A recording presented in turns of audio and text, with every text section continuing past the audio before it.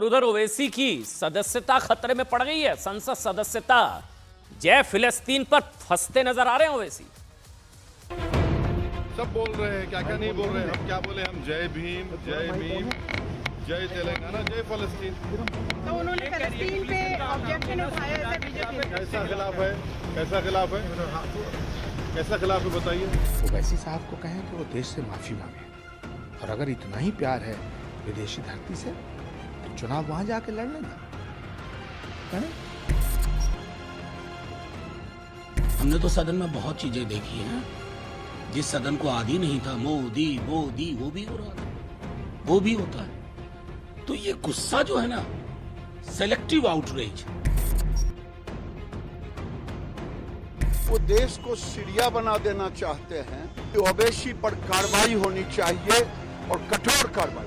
ओवैसी की ऐसी घटिया असंवैधानिक विदेशी गुणगान करने वाली ये कार्रवाई दुर्भाग्यपूर्ण है, निंदनीय है, और इस पर कठोर कार्रवाई होनी चाहिए। हमारे देश से उसका कोई मतलब नहीं है, इसलिए उसको तुरंत यहाँ से कानूनन कार्यवाही करके और देश निकाला किया जाए। जिस देश में रह रहे हैं उसके प्रति वफादारी होनी चाहिए। एक सांसद किसी विदेशी शक्तियों से मिला हो, उनके प्रति उनकी श्रद्धा हो, ये बात यहाँ बर्दाश्त नहीं हो सकती है। और इसीलिए आर्टिकल 102 बनाया गया है कि ऐसे लोग यहाँ सांसद नहीं हो सकते। अच्छा, जय फिलिस्तीन का नारा लगा के बड़े खुश हो रहे थे ओवैसी। फंस सकते हैं, सदस्यता जा सकती है। कल जब ओवैसी ने भारत की संसद में जय फिलिस्तीन का नारा लगाया था ना, तभी से सवाल उठा था कि क्या उन्होंने संविधान विरोधी काम किया है। अच्छा, खुद ओवैसी ने संसद के बाहर आकर कहा कि मैंने तो कुछ संविधान विरोधी नहीं किया। संविधान में कहाँ लिखा है कि जय फिलिस्तीन नहीं कह सकते, जय फिलिस्तीन का नारा लगाना गलत है, कहाँ लिखा है संविधान में? ये पूछ रहे थे ना ओवैसी साहब। आइए, मिल गया जवाब।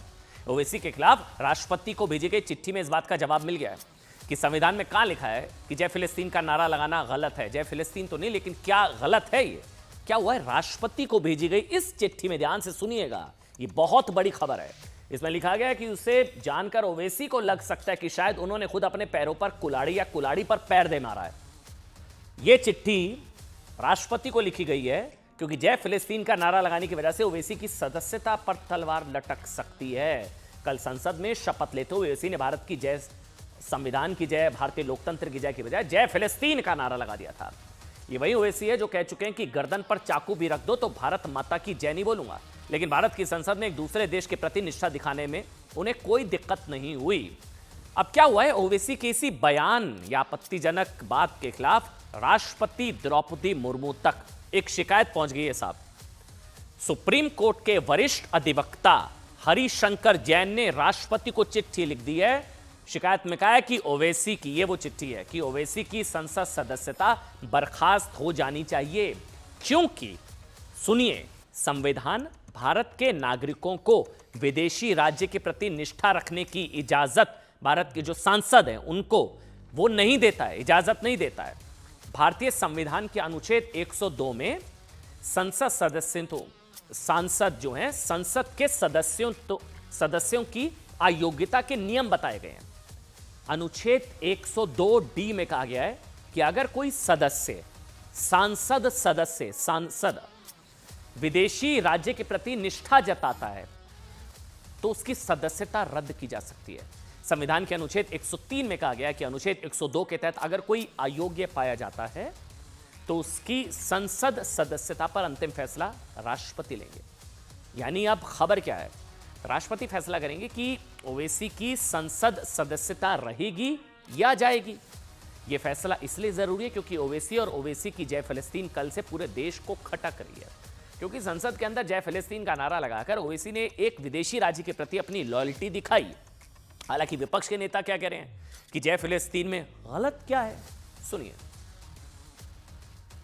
और ये बहुत सीरियस मामला है, पूरे देश को झकझोर कर रख दिया है, क्योंकि यहाँ का एक सांसद किसी विदेशी शक्तियों से मिला हो, उनके प्रति उनकी श्रद्धा हो, ये बात यहाँ बर्दाश्त नहीं हो सकती है।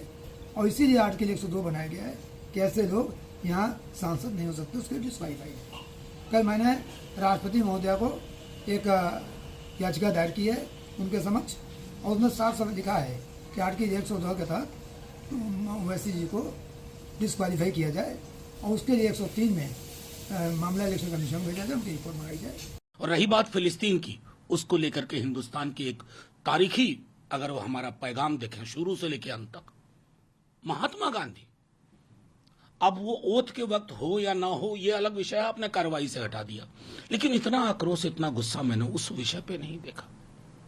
हमने तो सदन में बहुत चीजें देखी हैं, जिस सदन को आदि नहीं था, मोदी मोदी, वो भी हो रहा था, वो भी होता है। तो ये गुस्सा जो है ना, सेलेक्टिव आउटरीच, ये अच्छा नहीं है भाई।